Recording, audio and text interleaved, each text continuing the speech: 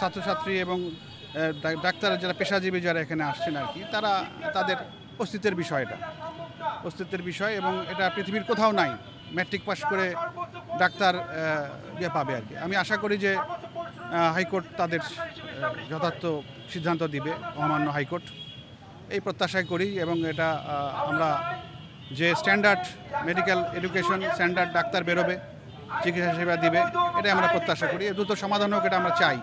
যারা ডাক্তার তাদেরকে কাজ করতে না দিয়ে, তাদেরকে উচ্চ জায়গাতে না দিয়ে, যারা ডাক্তারদের সহযোগী, যাদেরকে তৈরি করা হচ্ছে এসএসসি পাশের পরে শুধুমাত্র ডাক্তারদের, এমবিবিএস ডাক্তারদের সহায়তা করার জন্য, তারা আজকে দাবি করছে যে তারা নিজেরা ডাক্তার হিসেবে তারা নিজেকে প্রতিষ্ঠিত করবে।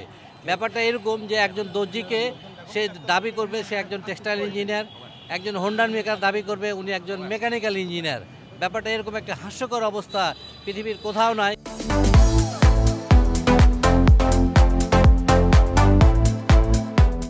কিন্তু এই যেহেতু আমরা দেখেছি যে ফ্যাসিস্টদের তৈরি করা এই শ্রেণীকে করে আমাদের ডাক্তারদের মানকে কমিয়ে, যাতে করে আমাদের রোগীরা এই মেডিকেল অ্যাসিস্ট্যান্টের হাতে নির্যাতিত, খারাপ হয়ে, অসুস্থ হয়ে তারা কী বলে অপচিকিৎসার শিকার হয়ে তারা মরবে এবং আমাদেরকে ডাক্তারদেরকে ব্লেম দিবে যে ডাক্তারের হাতে এই রোগীগুলো ভালো হচ্ছে না, এবং প্রতিবেশী একটি দেশে তারা পাঠানোর জন্য এই ব্যবস্থা গ্রহণ আগেও করেছিল।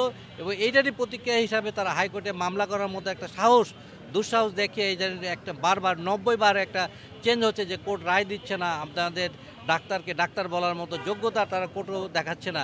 আমরা এর তীব্র প্রতিবাদ জানাচ্ছি এবং এমবিবিএস ডাক্তার ছাড়া কোনো ডাক্তার যারা লিখতে পারবে না, চিকিৎসা করতে পারবে না, যদি করে তবে অবশ্যই বাংলাদেশে যে প্রচলিত আইন আছে এই আইন অনুযায়ী ব্যবস্থা নিতে হবে। এবং আমাদের সরকারি এবং বেসরকারি পর্যায়ে যতগুলো ক্লিনিক আছে সেই জায়গাগুলোতে অবশ্যই ডাক্তার অ্যাসিস্ট্যান্ট সহ সকল জায়গাতে এমবিবিএস ডাক্তার নিশ্চিত করার জন্য সরকার যথাযথ ব্যবস্থা গ্রহণ করবে, এই প্রত্যাশা আমরা ব্যক্ত করছি। অন্যথায় আমরা এখানে যারা ডাক্তার আছি এবং ছাত্রছাত্রী, ভবিষ্যতে যারা মেডিকেলের ছাত্রছাত্রী, তারা তীব্র আন্দোলন গড়ে তুলবে।